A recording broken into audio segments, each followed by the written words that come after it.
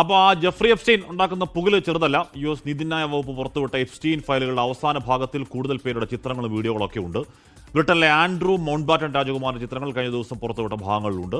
പ്രധാനമന്ത്രി നരേന്ദ്രമോദിയുടെ ഇസ്രായേൽ സന്ദർശനത്തിന് ചുക്കാൻ പിടിച്ചത് ജെഫ്രി എപ്സ്റ്റീൻ ആയിരുന്നു എന്ന വിവരങ്ങളും ആ ഫയലിലുണ്ട്. ഈ ആരോപണങ്ങളെല്ലാം തന്നെ തള്ളിക്കളയുന്നുവെന്ന് വിദേശകാര്യ മന്ത്രാലയം അറിയിക്കുന്നുണ്ട്. വിവരങ്ങളുമായി ഇന്റർനാഷണൽ ഡെസ്കിൽ നിന്ന് ക്രിസ്റ്റിന ചെറിയാനാണ് ചേരുന്നത്. Krishna, good morning. അപ്പോൾ ഇപ്പോൾ തന്നെ കോൺഗ്രസ് ഈ വന്ന ഇസ്രായേലിലേക്ക് പോയ പ്രധാനമന്ത്രിയുടെ യാത്ര എപ്സ്റ്റീൻ്റെ നിർദ്ദേശത്തെ തുടർന്നാണ്. അത് രാജ്യത്തിന് നാണക്കേടാണെന്നൊക്കെ രാഷ്ട്രീയ വിമർശനങ്ങൾ ഇതിനോടകം തന്നെ Congress ഉയർത്തുന്നുണ്ട്.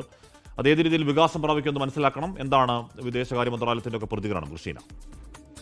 Very good morning Hashmi and Smitha. അപ്പോൾ നമ്മൾ ഇതിലേക്ക് പോകുമ്പോൾ ഒരു ചെറിയ ഫ്ലാഷ് ബാക്കിലേക്ക് പോകണം. ആരാണ് ഈ ജെഫ്രി എപ്സ്റ്റീൻ എന്ന് പ്രേക്ഷകർക്കൊന്ന് അറിയണമല്ലോ. ജെഫ്രി എപ്സ്റ്റീൻ എൻ്റെ പിന്നിൽ കാണുന്ന ഈ വ്യക്തിയാണ്. അപ്പോൾ ഇദ്ദേഹം എനിക്ക് തോന്നുന്നു ക്യാമറ ഒന്ന് അഡ്ജസ്റ്റ് ചെയ്താൽ അത് പ്രേക്ഷകർക്ക് കൂടെ കാണാൻ പറ്റുമായിരിക്കും. അപ്പോൾ ഇദ്ദേഹം ഒരു ലൈംഗിക കുറ്റവാളിയാണ്, ഒരു അമേരിക്കൻ വ്യവസായിയാണ്. അദ്ദേഹത്തിൻ്റെ പേരിലുള്ള കുറ്റം, അദ്ദേഹത്തിന് ഒരു ഗേൾ ഫ്രണ്ട് ഉണ്ടായിരുന്നു, മാക്സ്വെൽ. ഈ മാക്സ്വെല്ലുമായി ചേർന്ന് നിരവധി പെൺകുട്ടികളെ, വിവിധ രാജ്യങ്ങളിൽ നിന്നുള്ള നിരവധി പെൺകുട്ടികളെ അദ്ദേഹത്തിൻ്റെ സ്വകാര്യ ദ്വീപിൽ കൊണ്ടുപോയി പലരുമായും ബന്ധപ്പെടുത്തി അതിൽ കൂടെ വലിയൊരു തുക അദ്ദേഹം സമ്പാദിച്ചു എന്നുള്ളതാണ് അദ്ദേഹത്തിൻ്റെ പേരിലുള്ള ആരോപണം. ഇതിൻ്റെ ഭാഗമായിട്ട് അദ്ദേഹം അറസ്റ്റിലാവുകയും 2019 ജയിലിൽ വെച്ച് ആത്മഹത്യ ചെയ്യുകയും ചെയ്തു. ഗേൾ ഫ്രണ്ട് 20 വർഷത്തെ തടവ് ശിക്ഷയ്ക്ക് വിധിക്കപ്പെടുകയും ചെയ്തു. ഇതാണ് ജെഫ്രി എപ്സ്റ്റീൻ്റെ ഒരു ബാക്ക്ഗ്രൗണ്ട്. അപ്പോൾ ഇത്തരത്തിലൊരു വ്യക്തിയുമായി ബന്ധപ്പെട്ട് അന്നത്തെ വിഷ്വൽസും ഫോട്ടോകളും ഒക്കെ ഇമെയിലുകളും ഒക്കെ അദ്ദേഹത്തിൻ്റെ ശേഖരത്തിലുണ്ട്.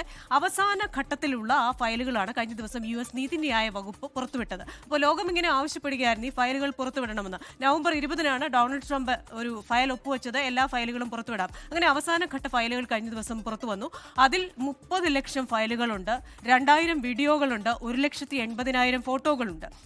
അപ്പോൾ ഇതിൽ പലരുടെയും ഫോട്ടോകളും വീഡിയോകളും ഒക്കെ പുറത്തു വന്നു. അതിലൊന്ന് ആൻഡ്രൂ രാജകുമാരൻ്റേതാണ്. റഷ്യയിൽ നിന്നുള്ള ഒരു പെൺകുട്ടിയുമായി അദ്ദേഹത്തെ ബന്ധപ്പെടുത്തിയതായിട്ടുള്ള ഇമെയിൽ വന്നിട്ടുണ്ട്. ഒപ്പം തന്നെ അദ്ദേഹം ഒരു സ്ത്രീയുമായി നിൽക്കുന്ന ചിത്രം, ഒരു സ്ത്രീ തറയിൽ കിടക്കുന്നു, അദ്ദേഹം അത്ര സഭ്യമല്ലാത്ത രീതിയിൽ നിൽക്കുന്നു ഈ ഫോട്ടോ. അപ്പോൾ ഇതൊന്നും നമുക്ക് പ്രേക്ഷകരെ കാണിച്ചു കൊടുക്കാൻ പറ്റാത്തതുകൊണ്ട് അത്തരം ഫോട്ടോകൾ നമ്മൾ ഉൾപ്പെടുത്തിയിട്ടില്ല. മറ്റൊന്ന് നമ്മുടെ മൈക്രോസോഫ്റ്റിൻ്റെ ബിൽ ഗേറ്റ്സിനെ കുറിച്ചുള്ള ആരോപണമാണ്. റഷ്യൻ പെൺകുട്ടികളുമായുള്ള ബന്ധത്തെ തുടർന്ന് അദ്ദേഹത്തിന് ലൈംഗിക രോഗം, സെക്ഷുവലി ട്രാൻസ്മിറ്റഡ് ഡിസീസ് ബാധിച്ചു എന്നുള്ള വിവരമാണ്. ഒപ്പം തന്നെ ഈ പറയുന്ന പല പ്രമുഖരുടെ പേരുകളും ഇതിനകത്ത് വന്നിട്ടുണ്ട്. ബിൽ ക്ലിന്റന്റെ പേരുണ്ട്, അതുപോലെ തന്നെ ലിയനാർഡോ ഡി കപ്രിയോയുടെ പേരുണ്ട്. അങ്ങനെ നിരവധി പ്രമുഖരുടെ പേരുകൾ ഈ ഫയലിൽ വന്നിട്ടുണ്ട്. ഇന്ത്യയെ സംബന്ധിച്ചിടത്തോളം ഈ ഫയൽ എങ്ങനെ പ്രാധാന്യം അർഹിക്കുന്നു എന്ന് ചോദിച്ചാൽ പ്രധാനമന്ത്രി നരേന്ദ്രമോദിയുടെ പേര് ഈ എപ്സ്റ്റീൻ്റെ മെയിലിൽ വന്നിട്ടുണ്ട്. അത് മറ്റു രീതിയിലല്ല പേര് വന്നിരിക്കുന്നത്. നമുക്കറിയാം 2017 പ്രധാനമന്ത്രി നരേന്ദ്രമോദി ഇസ്രയേലിൽ ഒരു സന്ദർശനം നടത്തിയിരുന്നു. ആ സന്ദർശനം തൻ്റെ നിർദ്ദേശപ്രകാരമായിരുന്നു എന്നാണ് ജെഫ്രി എപ്സ്റ്റീൻ്റെ ഇമെയിലിലുള്ളത്. മാത്രവുമല്ല ഇറ്റ് വർക്ക്ഡ് എന്ന് പറയുന്ന ഒരു രേഖ കൂടി അതിൽ വരുന്നുണ്ട്.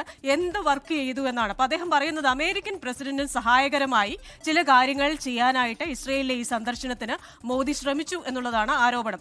അപ്പോൾ ഈ ആരോപണം തികച്ചും അസംബന്ധമാണ് എന്നാണ് വിദേശകാര്യ മന്ത്രാലയം പറയുന്നത്. പക്ഷെ ഒറ്റ കാര്യം അതിൽ സത്യമുണ്ട്. അത് 2017 പ്രധാനമന്ത്രി നരേന്ദ്രമോദി ഇസ്രായേൽ സന്ദർശിച്ചു, അത് മാത്രമാണ് സത്യം.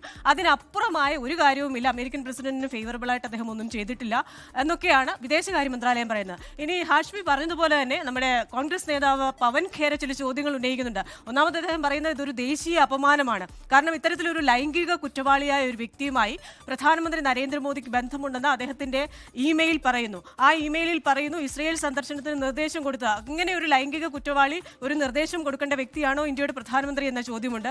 2, അങ്ങനെ പോയെങ്കിൽ എന്തായിരുന്നു അമേരിക്കൻ പ്രസിഡന്റിന് വേണ്ടി അദ്ദേഹം ചെയ്തത്? ഇറ്റ് വർക്ക്ഡ്, അത് ഫലമായി എന്ന് പറയുന്നത് എന്ത് വർക്ക് ചെയ്തു എന്നാണ് പറയുന്നത്. ഇങ്ങനെ നിരവധി ചോദ്യങ്ങൾ കോൺഗ്രസ് ഉന്നയിക്കുന്നുണ്ട്. അപ്പോൾ വരും ദിവസങ്ങളിൽ ചിലപ്പോൾ കോൺഗ്രസ് അടക്കമുള്ള പ്രതിപക്ഷം ഇതൊരു വിമർശനമായി ഇതിന്റെ പിന്നിലുള്ള മറ്റ് ഡീറ്റെയിൽസ് ഒക്കെ ചികഞ്ഞുകൊണ്ട് വരാനുള്ളൊരു സാധ്യത ഉണ്ട്. അതാണ് ഇന്ത്യൻ രാഷ്ട്രീയവുമായി ബന്ധപ്പെട്ട് ഈ എപ്സ്റ്റീൻ ഫയലിലുള്ള പ്രാധാന്യം. ഇനിയും വരും ദിവസങ്ങളിൽ ഞാൻ പറഞ്ഞതുപോലെ 1,80,000 ഫോട്ടോസ് ഉണ്ട്, 2000 വീഡിയോസ് ഉണ്ട്. അപ്പോൾ ഇനി ആരൊക്കെ എന്തൊക്കെയെന്ന് ഇനിയും അറിയേണ്ടിയിരിക്കുന്നു. Hashmi, Smitha. Okay, Jeffrey Epstein ജയിലിൽ കിടന്ന് മരിച്ചതാണോ കൊല്ലപ്പെട്ടതാണോ എന്ന കാര്യങ്ങളൊക്കെ ഇപ്പോൾ സംശയമായി നിൽക്കുന്നുണ്ട്. എന്തായാലും എപ്സ്റ്റീൻ്റെ ഭൂതം അതിങ്ങനെ ആഞ്ഞടിക്കാണ്, വേട്ടയാടിക്കൊണ്ടിരിക്കുകയാണ്. അതിൽ പറഞ്ഞത് Indian prime minister Modi took advice and danced and sang in Israel for the benefit of US president. They had met a few weeks ago. It worked എന്നാണ് അദ്ദേഹത്തിന്റെ മെയിലിൽ പറയുന്നത്. ശുദ്ധ അസംബന്ധമാണെന്ന് വിദേശകാര്യ മന്ത്രാലയം പറയുന്നു. എന്തായാലും അത് രാഷ്ട്രീയ ആരോപണ പ്രത്യാരോപണങ്ങൾക്കുള്ള വഴിവെക്കുന്ന ഒന്നാകും എന്ന കാര്യത്തിൽ തർക്കം വേണ്ട. ലോകത്തെവിടെയായാലും ഏത് സമയത്തും 24 വാർത്തകളും ഓഗ്മെന്റഡ് റിയാലിറ്റി പാക്കേജുകളും എക്സ്പ്ലെയിനറുകളും വിശദമായി കാണാൻ ഞങ്ങളുടെ YouTube ചാനൽ നിങ്ങൾക്ക് സബ്സ്ക്രൈബ് ചെയ്യാം.